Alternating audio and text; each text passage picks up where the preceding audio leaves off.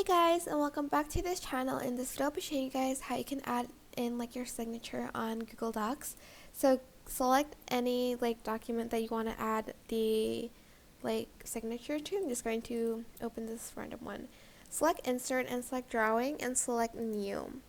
Then you are going to use the scribble and you're just going to do your signature. Okay, maybe not like that. This is obviously random, but I'm just going to select save and close. I think you can also adjust the thickness of your signature here.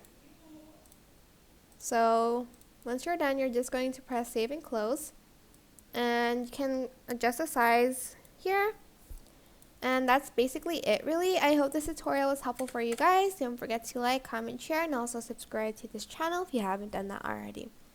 If you have any questions, just leave it in the comment section down below and I'll try my best to answer them all for you guys. And if you found this video helpful, please click the thanks button above the description box down below. Thank you so much for watching. Bye!